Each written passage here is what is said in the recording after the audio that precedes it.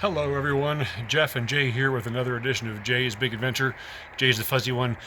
Today we are going to change the oil in this. One of the things that I've learned is having the right tools for the job makes a huge difference.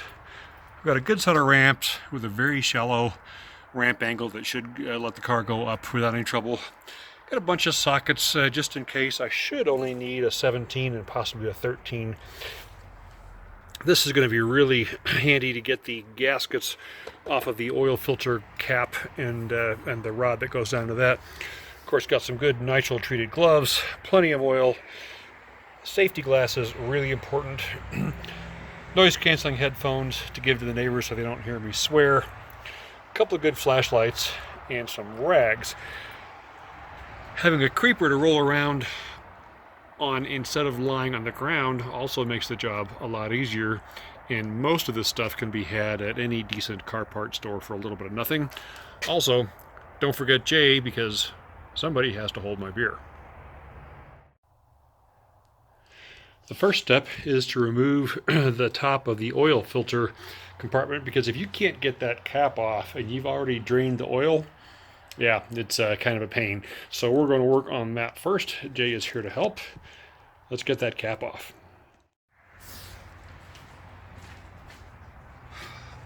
This cap was put on here properly. Should not be that tight.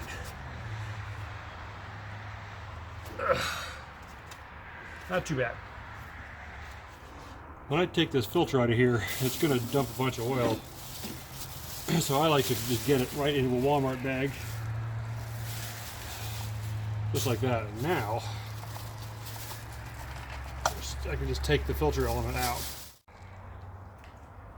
So Jay is not pleased, but this kit did not come with the replacement O-ring here. Okay, usually that comes in the kit. This is an aftermarket kit. It is not a factory BMW. Should have known better. It did, however, come with this guy. And sometimes these are a pain to take off. So you can get these dental picks in most hardware stores or car part stores. And just take that off, put the new one back on, and it's the wrong size as well. Your date. The new filter just slides right on. That's not the right filter either. This is what happens when you go aftermarket, off the car part store. So I wasn't planning on making this a plug for Purelator, but here is the correct filter. Matches the old one, and this one has all three gaskets. The big one for the around the outside, this is for the drain plug, and this is the guy that goes right there.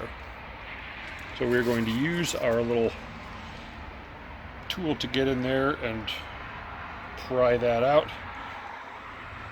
Roll this one back on, and then we should be able to put the filter cap back on.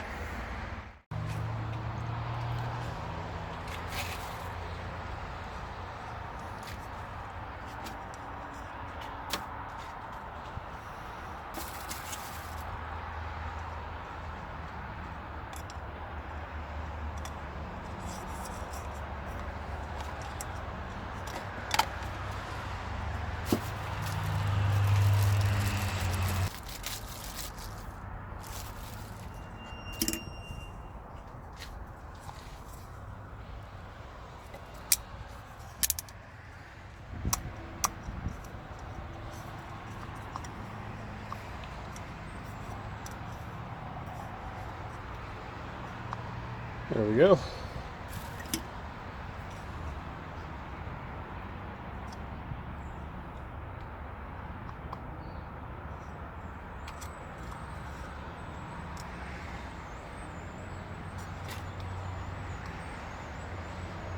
There we go.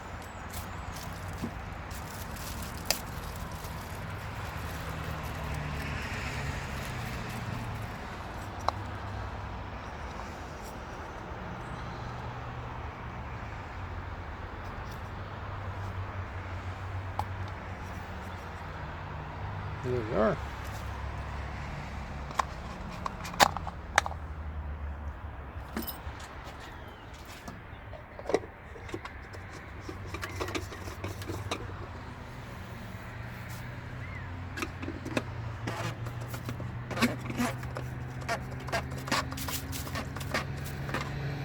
There we go. So the next step is to drain the oil, and to do that we have to get this hatch open, and that is held on by this Phillips screw. Once you get that loose, this whole panel will drop down, exposing the drain plug.